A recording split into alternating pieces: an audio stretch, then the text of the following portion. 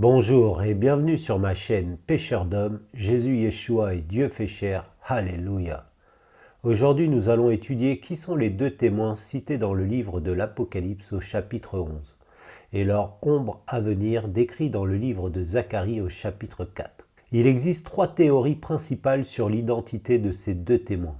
La plus répandue étant celle de Moïse et d'Élie, la seconde est celle d'Enoch et d'Élie, et la troisième est celle de dire que ces deux témoins symbolisent deux entités.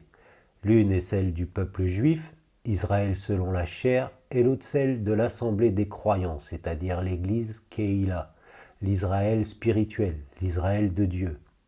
Les saintes écritures s'interprétant elles-mêmes, l'Esprit Saint, le roi Hakodesh, nous révèle sans l'ombre d'un doute qui sont les deux témoins de l'Apocalypse. Premièrement, le nombre de ces témoins est un accomplissement de la loi, car la jurisprudence de la Torah exige au moins deux témoins pour condamner un crime, comme cela est stipulé dans le livre de Deutéronome chapitre 19 verset 15, où il est écrit « Un seul témoin ne se lèvera pas contre un homme, pour une iniquité ou un péché quelconque, quelque péché qu'il ait commis.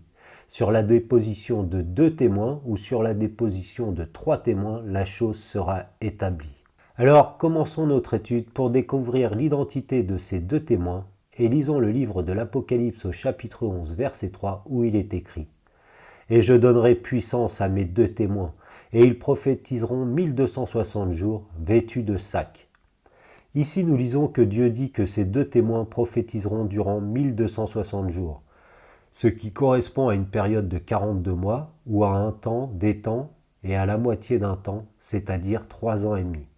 Lisez les références à l'écran. Ce qui nous donne une indication que leur ministère se situera durant la grande tribulation, c'est-à-dire la seconde moitié des 7 ans de tribulation après la profanation du troisième temple par l'antichrist islamique autour de la fête de la Pâque, Pessah. Nous lisons aussi que les deux témoins de Dieu seront vêtus de sacs.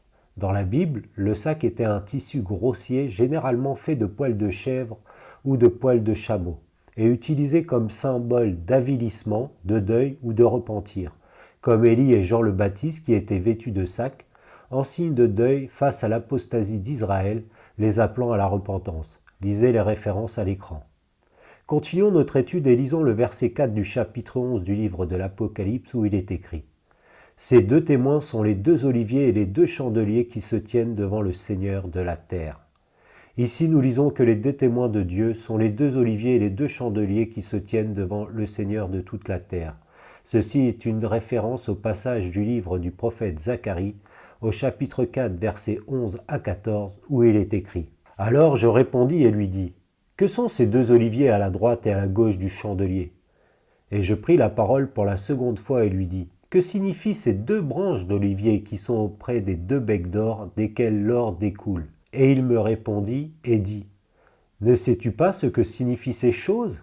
Et je dis, « Non, mon Seigneur. » Et il dit, « Ce sont les deux fils de l'huile, qui se tiennent auprès du Seigneur de toute la terre. » Dans le contexte de Zacharie, historiquement, ces deux personnages symbolisent Zorobabel, le gouverneur de Juda, qui était retourné à Jérusalem après l'exode de Babylone, pour poser les fondations du second temple avec l'aval de Cyrus, le roi des Perses, et l'autre personnage était Yehoshua, le souverain sacrificateur chargé de présider l'autel des sacrifices. Au verset 11, le chandelier, la ménorah, symbolise Dieu, et les 7 lampes du chandelier symbolisent les 7 esprits de Dieu.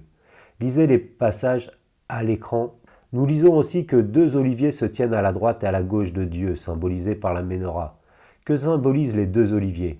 Nous avons la réponse dans le livre des Romains au chapitre 11, versets 16 à 25, où il est écrit que l'un des oliviers symbolise le peuple juif, appelé l'olivier cultivé, en Romains 11, 24, et que l'autre olivier symbolise les non-juifs, les gentils, appelés l'olivier sauvage, comme il est écrit en Romains du chapitre 11, versets 17 à 24. Les deux oliviers symbolisent donc deux entités, le peuple juif et les non-juifs. Ce qui est confirmé par le fait que lorsque Zacharie demande au verset 11 « Qui sont les deux oliviers à la droite et à la gauche du chandelier ?» l'ange de Yahvé, qui est Dieu, ne lui répond pas. Alors Zacharie reformule sa question et lui dit « Qui sont ces deux branches d'olivier ?» Et là Dieu lui répond et dit à Zacharie que ce sont les deux fils de l'huile qui se tiennent devant le Seigneur de toute la terre. Et cette distinction entre les deux oliviers qui symbolisent deux entités, les juifs et les non-juifs, d'avec les branches de l'olivier, lesquelles symbolisent deux individus issus de ces deux entités, comme cela est confirmé dans le livre des Romains, c'est pourquoi ils sont appelés fils de l'huile, car cette huile tirée de l'olivier symbolise l'onction de l'Esprit Saint du roi Hakodesh. Ainsi, les deux témoins de l'Apocalypse, tout comme Yehoshua et Zorobabel, auront la puissance de Dieu, c'est-à-dire l'Esprit Saint, le roi Hakodesh, qui coulera à travers eux pour accomplir l'œuvre de Dieu. Nous lisons aussi que les deux témoins de l'Apocalypse sont aussi appelés les deux chandeliers. Et les chandeliers dans l'Apocalypse symbolisent une assemblée, église Keïla. Lisez la référence à l'écran. Selon ma compréhension, ces deux chandeliers symbolisent tout comme les deux oliviers deux entités, les juifs et les non-juifs, dont les deux témoins sont issus. Continuons notre étude et lisons le verset 5 du livre de l'Apocalypse où il est écrit « Si quelqu'un veut leur faire du mal, un feu jaillit de leur bouche et consume leurs ennemis. Oui, si quelqu'un veut leur faire du mal, c'est ainsi qu'il lui faudra mourir. » Au verset 5, nous lisons que les deux témoins de Dieu auront le pouvoir de consumer leurs ennemis par un feu qui jaillira de leur bouche. Certains pensent que ce feu qui jaillira de leur bouche est une allégorie, et qu'aucun feu ne jaillira de leur bouche, mais qu'ils prononceront la parole de Dieu et que leurs ennemis mourront. Le problème, c'est que la parole de Dieu est associée au symbole d'une épée dans la Bible. Lisez les références à l'écran. Alors que l'Esprit Saint, le roi Hakodesh, est associé au feu. Lisez les références à l'écran. C'est pourquoi, à titre personnel, je pense qu'un vrai feu issu de l'Esprit Saint jaillira de la bouche de ces deux témoins pour consumer leurs ennemis. Tout comme Élie avait le pouvoir de faire descendre du feu du ciel pour consumer ses ennemis. Lisez les références à l'écran. Continuons notre étude et lisons le verset 6 où il est écrit « Ces deux témoins ont le pouvoir de fermer le ciel pour empêcher la pluie de tomber durant tout le temps où ils prophétiseront.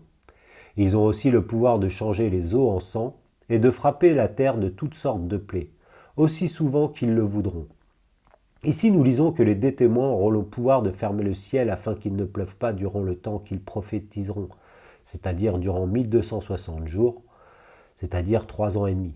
Encore un événement qui est associé au prophète Élie, qui a eu le pouvoir de fermer le ciel pour qu'il ne pleuve pas durant 3 ans et demi. Lisez les références à l'écran. On lit aussi que les deux témoins auront le pouvoir de changer les eaux en sang et de frapper la terre de toutes sortes de plaies. Ces événements rappellent le prophète Moïse qui a eu le pouvoir de changer les eaux en sang et de frapper l'Égypte de toutes sortes de plaies. Lisez les références à l'écran. C'est dû notamment à ces événements décrits dans le verset 6 du chapitre 11 de l'Apocalypse que vient la théorie que les deux témoins de l'Apocalypse sont Moïse et Élie. Continuons notre étude et lisons le verset 7 où il est écrit « Et quand ils auront achevé leur témoignage, la bête qui monte de l'abîme leur fera la guerre, et les vaincra, et les mettra à mort. » Ici nous lisons qu'à la fin des 3 ans et demi, quand les deux témoins de Dieu auront achevé leur témoignage, la bête qui monte de l'abîme les tuera. Cette bête symbolise à la fois l'antichrist islamique, décrite dans le chapitre 13 de l'Apocalypse, et l'esprit démoniaque qui le possède. Lisez les références à l'écran. Car elle vient de l'abîme, et l'abîme est le lieu où sont les anges déchus, c'est-à-dire les démons. Lisez les références à l'écran. Continuons notre étude et lisons le verset 8 où il est écrit « Et leur corps mort sera étendu sur la place de la grande ville, qui est appelée spirituellement Sodome et Égypte, où aussi leur Seigneur a été crucifié. » Ici, nous avons la confirmation que les deux témoins, les deux oliviers et les deux chandeliers, qui symbolisent deux entités, les juifs et les non-juifs, comme nous l'avons étudié auparavant, sont deux individus, deux êtres humains, symbolisés par les branches de l'olivier de Zacharie, car leurs cadavres seront étendus dans Jérusalem, là où notre Seigneur Dieu Jésus Yeshua a été crucifié pour nos péchés. Voyez ma vidéo sur Jérusalem, la grande Babylone, pour plus de détails. Continuons notre étude et lisons les versets 9 et 10 où il est écrit « Et ceux des peuples et des tribus et des langues et des nations voient leur corps mort durant 3 jours et demi. Et ils ne permettent pas que leur corps mort soit mis dans un sépulcre. Et ceux qui habitent sur la terre se réjouissent à leur sujet et font des réjouissances. Et ils s'enverront des présents les uns aux autres, parce que ces deux prophètes tourmentaient ceux qui habitent sur la terre. » Ici, nous lisons qu'après la mort des deux témoins de Dieu, qui sont aussi appelés prophètes au verset 10, ceux qui ne se sont pas repentis suite à leur témoignage ne permettent pas que leurs cadavres soient mis dans des sépulcres, Mais ils laissent leurs cadavres à la vue de tous durant 3 jours et demi, pendant que leurs cadavres seront étendus sur la place de Jérusalem, comme il est écrit au verset 8. Cette façon de laisser les cadavres à la vue de tous durant des jours est une pratique répandue dans le mahométisme. Le régime des mollahs en Iran le fait tous les jours, tout comme le faisait l'État islamique.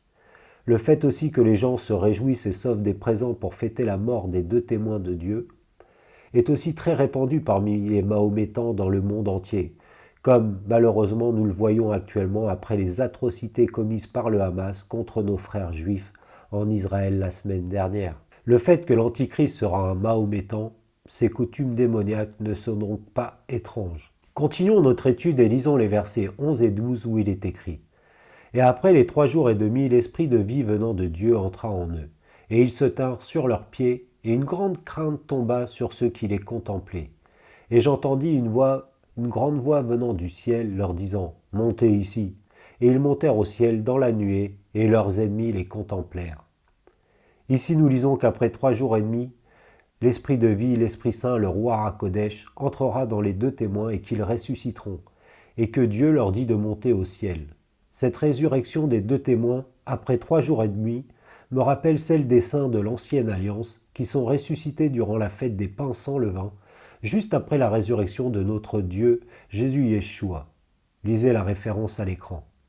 J'aurais beaucoup de choses à dire à propos des rangs de la résurrection qui suivent le calendrier agraire de Dieu, tel qu'il est décrit dans Exode au chapitre 23 et Lévitique chapitre 23. Mais en ce qui concerne les 2 témoins, sachez que selon ma compréhension des Saintes Écritures, ils commenceront à prophétiser à Yom Kippour et seront tués 3 ans et demi plus tard à la fête des pains sans levain, la 7e année des tribulations, 6 mois avant le retour du ciel de notre Seigneur Dieu Jésus Yeshua à Yom Kippour.